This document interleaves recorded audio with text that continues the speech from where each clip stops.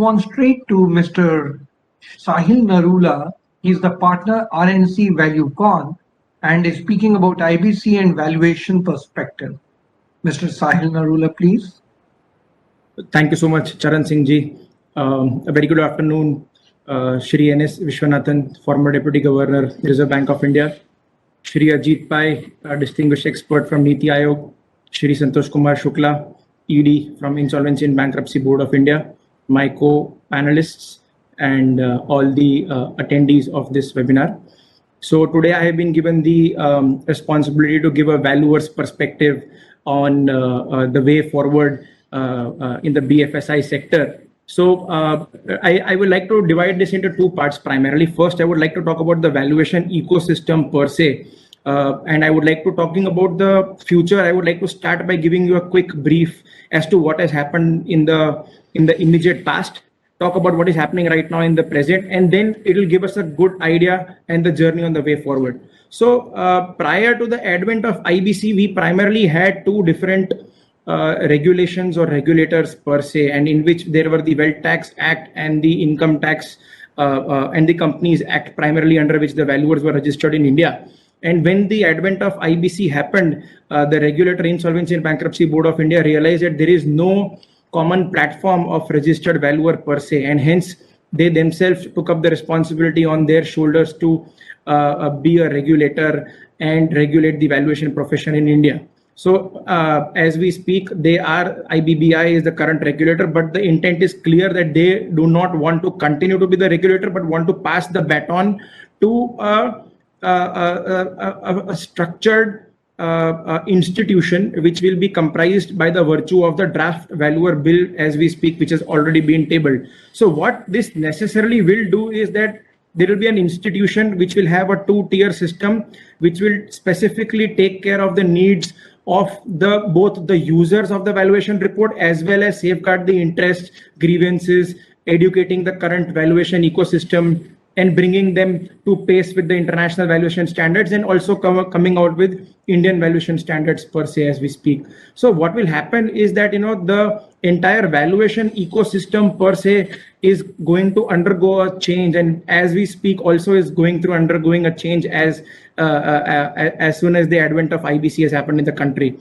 What it has also happened is that the Insolvency and Bankruptcy Board, the regulator right now only mandates the registered valuers in India to do valuations for two purposes. One is for insolvency and bankruptcy, second is for Companies Act. While all the other regulators, may it be SEBI, may it be Reserve Bank of India, for other purposes, are using valuers, may it be under the erstwhile Wealth Tax Act, may it be a chartered accountant, may it be a merchant banker, or the newly formed registered valuer under the IBBI. So on the way forward, the future lies in a way that there will be a unified ecosystem of valuers, which will ultimately converge into a registered valuer as per the current IBBI regime.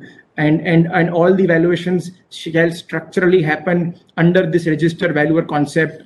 And what shall also happen is that, because of the continuous need to update themselves, may abreast with the current knowledge and happenings in the valuation ecosystem, which will require time, money, energy, etc. What we will see is that we might see two things. One, the reduction in numbers of valuers who are presently maybe dormant or semi-dormant. They might probably go out of this profession. Only the ones who are active may continue to remain, because this shall require them to be on their toes and on continuously learning and abreasting themselves with whatever is happening in the ecosystem. So this is as regards the future of the valuation ecosystem is concerned. Now let's talk a little bit about the valuations per se. So on the valuations bit, I would like to divide it into three parts. One is the startup. Now startup has both sides of the coin, right?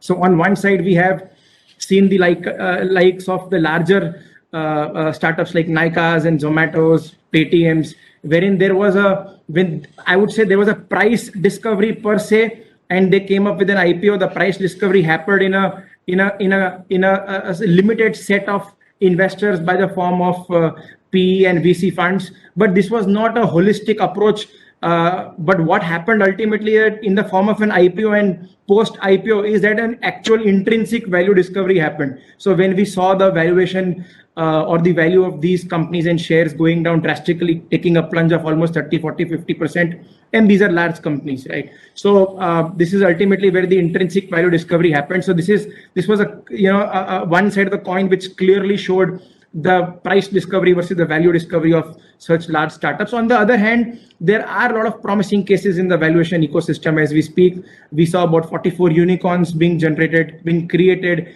in India in 2021. It is estimated that there will be about 75 unicorns to be added to this list in India in 2022, and we are well on track as far as the 2 months which have already gone for this year. So, and we have seen that startups are the first movers when any disruption happened. COVID was a black swan event.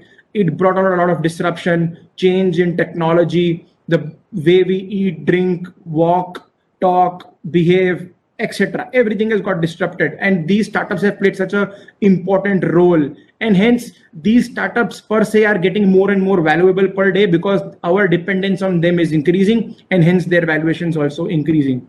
Again, I mean, as we speak, that data is the new oil, and talking. I do not want to talk all detail about oil.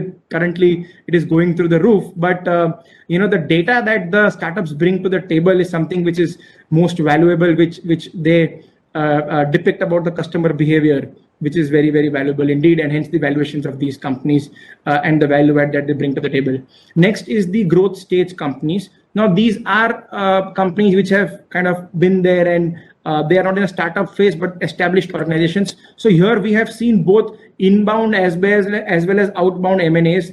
Again, the China story happened. We are seeing the effect of Russia, which will again translate maybe in the weeks and months to come. And again, which will change the course of M&As, the way they happen in India. So they might be sectors which may be preferred in the short term and then in the long term. But one thing is for sure, that the way India is perceived as a country, M&As are going to continue to happen. And with the FDI and other laws being more liberalized and having more influx of capital coming into and opportunities coming into India, it is only getting better for the growth companies.